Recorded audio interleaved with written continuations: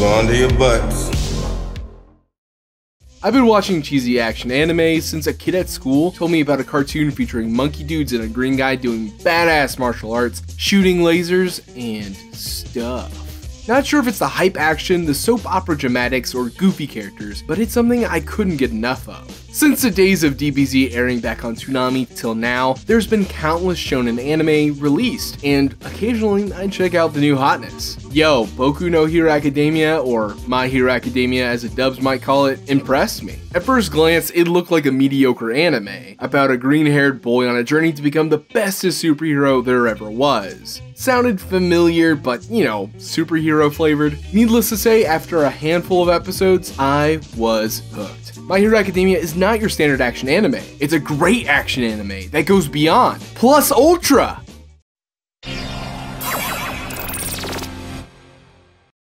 My Hero Academia was originally conceived as a manga, written by Kohei Horikoshi, who is known for writing a few other works, Barrage and Ormagakizu. The popularity of the manga eventually led it to being adapted into an anime, produced by Bones, known for pretty dang good anime, including Soul Eater, Space Dandy, and one of my favorites, Mob Psycho 100. First released in 2016, the MHA anime is currently airing its third season, and honestly guys, it's been a top to bottom United States of Smash hit. Before we go any further, there's a couple bases I want to touch on so you have a clear picture of how things work in My Hero Academia. At a certain point in time, their world was similar to ours. Normies only. Then, out of nowhere, people were born with mutations, and the rate of mutated babies was on the rise. Currently, there's an 80% chance that you're born with a quirk, a cute way of saying, yo, you got a superpower, dude! These quirks come in all shapes and sizes. You can have the ability to shoot fire, be incredibly loud, or even grow in size. You're welcome. There's seemingly no limit to what a quirk could be. With this huge surge of superpowered people, this led to some using their quirks for crime and other bad boy related activities, which in turn caused governments to sanction some superpowered folks to become employed superheroes. That's right, being a superhero is a legitimate, well-paid job in this anime. Being a hero in the world of My Hero Academia is not just a kick-ass gig, but in a lot of ways, a hero is also a celebrity. Civilians idolize the hero lifestyle and cheer on those willing to sacrifice everything to maintain peace and order. So this led to the development of schools to teach adolescents how to use their quirks, to help others and prepare them to be the next generation of professional heroes, with the biggest and most well-known hero academy being UA High School. At the core of shonen anime, we have our leading good boy on a quest to reach an impossible goal. Luffy wants to be the king of pirates, Naruto desires to be the next Hokage, or even Jonathan Joestar at one point yearns to be the ultimate gentleman. What makes My Highness Cinderella stand out from your typical shonen is Deku. He has a big dream, with a slight twist that he's an underdog, but there's a bit more to it than just that. Deku is the emotional heart of the show, and due to that, we get to take a wild roller coaster ride of feels. From the get-go, we see little baby Broccolini boy was born without a quirk, and it becomes crushing when we see his biggest inspiration is All Might. Think Good Boy Captain America combined with Strong Boy Superman, who uses tremendous power and a brilliant smile to serve as a pillar of hope. Deku wants to be exactly that, a powerful, inspirational hero, and he spent every waking moment imagining what it would be like to be All Might. Unfortunately, Broccoli Head has been told over and over that this dream is nigh impossible,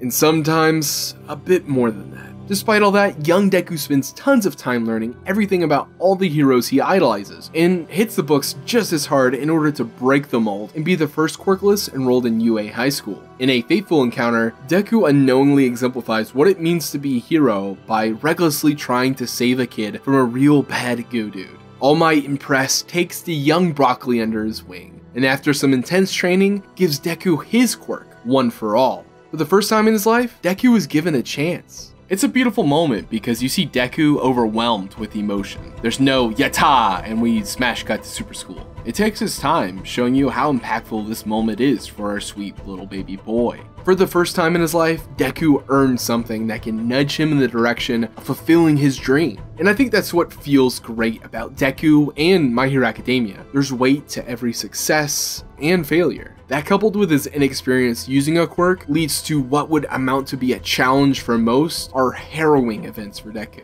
Deku being a regular Joe in a world filled with special, powerful people gives him something that the audience can latch onto. A sensitive nerd headlining a shonen anime feels really different in a surprisingly fun way, but also designing him to be overly cautious and empathetic to others' struggles gives Deku room to be more than just a nerd. If you've seen the 2005 Disney movie Sky High and are vaguely familiar with the plot beats of early Naruto, you should feel right at home watching Mr. Helpful Accountant. By that I mean, it's a fairly big cast of teenagers attending a really cool and special school, where they learn how to properly use their quirks to fight against the forces of evil. While Deku is in the process of getting into UA, we get to know a few future classmates. Then, after he makes the cut and continues learning with the best of the best in 1A, you get glimpses into nearly every classmate's life. There are 20 kids in Class 1A, including Deku, and at the onset, it seems overwhelming having that many secondary characters to remember. Thankfully, most have striking physical characteristics, like Grapes on Head, Half and Half Boy, Pink Girl, Forearm Ninja, or Girl with Gargantuan Gazongas. Hard to miss those! And others are easy to remember due to their remarkable quirks, like Invisible Girl, Laser Tum Tum, Boy Gets Super Hard, not talking about his peeper, or is this a JoJo reference? Thankfully, you aren't bombarded with constant introductions to new characters. Early on, you see most of these classmates doing their own thing while Deku tries to fit in. The viewer gets to know a handful of these characters at a time as Deku becomes closer with each of them. And this is where some of the humor and drama comes from. Deku is a shy nerd, and he has to hang with these elite students. Most of Deku's classmates are eccentric as their powers, so it makes for a lot of goofy and occasionally very tense situations. It's impressive how well paced getting to know all the faculty and students in 1A is. You don't even get to know every classmate's power until the end of Season 2. This is a small factor why I like Mute High-Res Acapella, but the characters and the pace in which we get to know them is equal parts entertaining and leaving you wanting more. Now, I wouldn't be suggesting to watch this anime if the action wasn't at least a little bit hype, and whoo boy, Me Hero Chidunda delivers. As good as the fights and the incredible animation and presentation in those fights are, I cannot deny how much I love the creativity in quirks. By that I mean, you can't really predict these quirks, or even how they'll be used, like using lipids to create any kind of item, the ability to turn off others' quirks, or the ability to manipulate gravity. These concepts alone can be really out there, but then seeing them in action is something else entirely. And yes, there is run-of-the-mill powers like super strength, super speed, or elemental stuff, but the sheer variety of it all and how these characters can use their quirks is so fascinating. And because of that, when introduced to a new character, it's so exciting to see what their quirk is and how it can be used. On a similar note, there are quirks like All Might's One For All that are really strong, bordering on the edge of OP. But what's awesome is everyone has a weakness or some sort of flaw that can make any powerful character feel grounded. No Supermans here. So far, a good chunk of MHA is about the kids in 1A understanding their quirks and developing awesome ways to use them. That sounds a little light on the action, but there's other ways aside from fighting villains that we can see stylish and tactical uses of their quirks in their schoolwork. These usually involve classmates fighting each other, like in a practical, where one team has to find and disable a bomb, while the other team is the bad guys with the bomb. There's still stakes and really cool fights in these educational butt kickings, yet it leaves you feeling comfortable, and then when suddenly villains, it kicks things up to 11. I don't want to spoil much about the villains because there's some really spectacular ones, but when they do arrive, everything becomes way more intense. Typically when bad guys are causing havoc, the teachers and pro heroes are also around, and that, dear viewer, is when we get a glimpse into real, super-powered kick-assery. Moreover, what's compelling is how all the big fights have dire consequences. There's always civilians around, fights typically play out in a public place, so they have to consider damage done, and sometimes these heroes have something more than just their lives to lose. So the good guys have a lot to be mindful of when taking on a powerful enemy. So it becomes doubly compelling when the heroes in training get into the thick of it. They have more rules to go by, and typically have even worse consequences in these encounters. As fun as fights can be in a good action anime, I simply adore the decision to give these encounters a sense of realism. As hype as the fights are and compelling a character Deku is, this show would be nothing without its supporting cast. The characters that build up or break Deku down are so integral to not just Deku's rise to superherodom, but it can also draw in all sorts of people to find their own character to root for.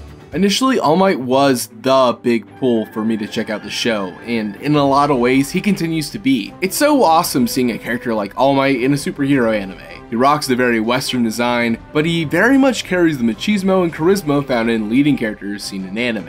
But there's so much more to this character. All Might's story and history are so integral to not just Deku, but in a lot of ways shapes the greater story beats of MHA. As the strongest pro hero out there, it's awesome to see him take down baddies, but oddly enough, it becomes more compelling to see All Might take on becoming a teacher at UA. We get to see All Might struggle in a whole new way, managing his time. Being a hero of the people, teaching kiddos how to be the next generation of heroes, and a little something else. Even in the teaching department, it's fascinating seeing All Might wrestle playing favorites with the Broccoli Boy, while also pushing Deku to his limit. In a way, it's heartwarming. Big Papa All Might wants to see his little successor fill his shoes, and sometimes that requires All Might to encourage Deku to go even further beyond.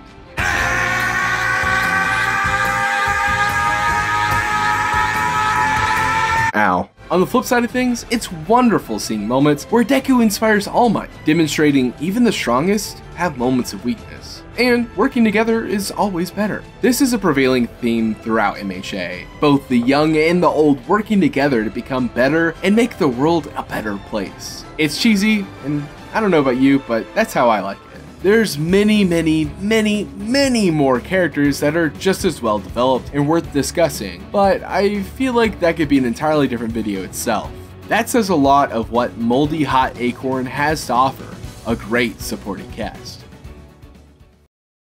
There's a lot more to this anime that I adore, but I don't want to spoil it for you. As a huge fan of superheroes in general, MHA was a welcomed new take at the genre, taking elements of both traditional shonen and western comics, fusing them together to create something familiar yet fresh. While I won't say it reinvents the wheel, MHA rises above your typical shonen. If the anime sounded interesting to you, but you're tired of the whole kids going to school to learn how to fight things shtick, you can find comfort in knowing that there's a lot more than just that going on. Needless to say, My Hero Academia doesn't break the mold, but finds clever ways to elevate tired cliches to a higher level. If you're looking for an action-filled, heart-tugging anime, look no further than My Hero Academia. You could watch My Hero Academia on Crunchyroll, Funimation, Hulu, and VRV.